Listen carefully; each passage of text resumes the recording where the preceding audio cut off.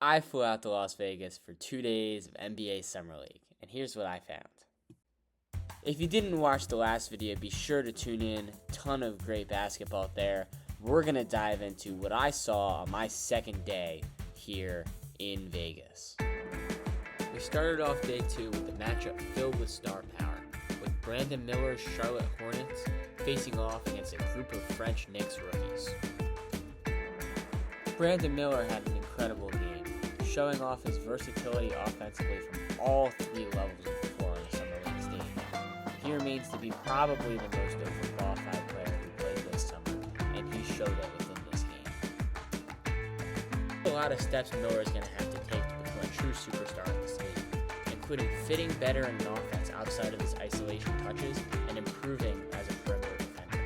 But his flashes in Summer League showed that there is a lot of possibility for him to grow in this league and become maybe the key cornerstone for that Charlotte Hornets franchise.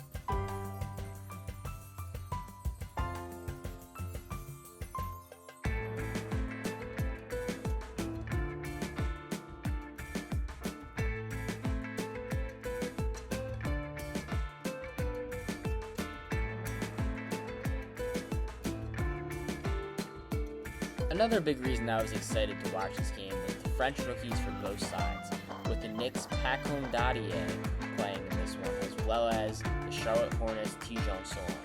Solon struggled through most of the matchup, with just 8 points and getting beat on the board, but just one play gave me a lot of hope for the potential the guy has at the next level.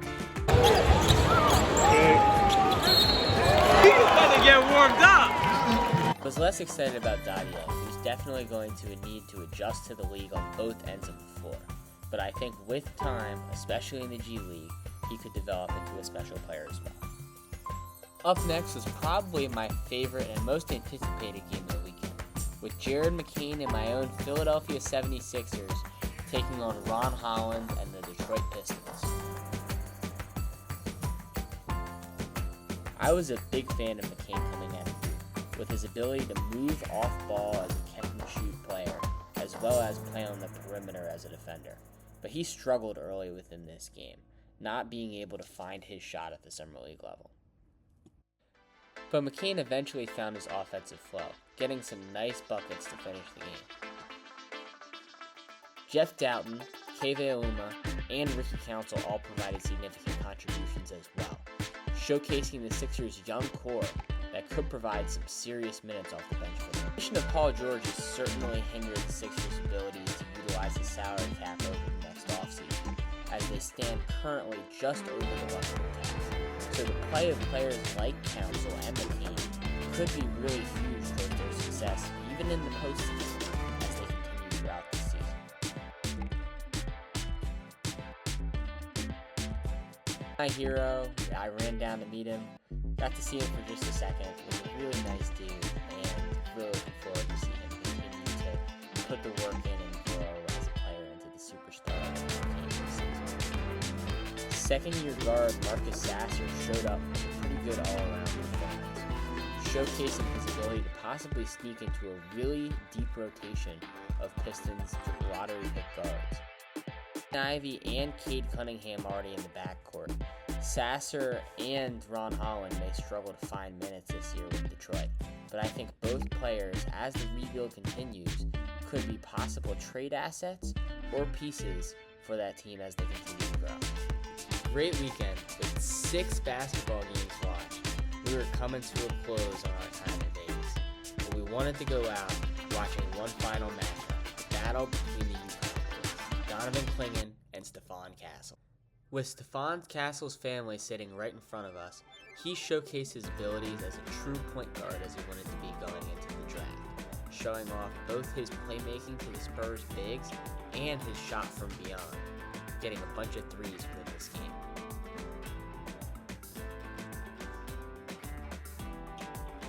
I'm really excited for Castle's future with this Spurs team. I think he could end up with probably the highest ceiling of any player within this year's draft.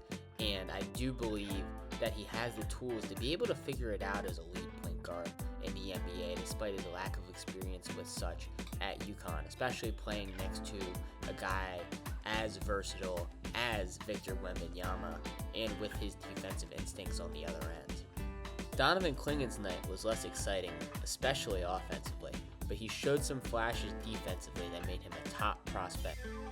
Klingen and Castle were the two top players on my board going after their run at the University of Connecticut, and I think both of them could be Rookie of the Year contenders at the end of the season. Klingen for what he brings as a shot blocker, and Castle for what he's going to bring alongside Devin Vassell in that Spurs offense. So I'll be on the watch for both of them going into this year. My time in Vegas came to a conclusion, sadly, but just wanted to recap my three, I would say, top standouts from my time in Vegas, players who I think will make an impact, maybe more than they were expected to this season. And I'll start with Reed Sheppard, who was incredible in that game against the Lakers, showed his efficiency offensively like he did in Kentucky, just an elite shot maker. I think he's a Rookie of the Year contender, could be an all-star level player over the next couple of years. Then I'll go to Stephon Castle, who we just mentioned. Think he's going to be a great point guard player for the Spurs, learn under Chris Paul a little bit, and develop into a really solid player for them.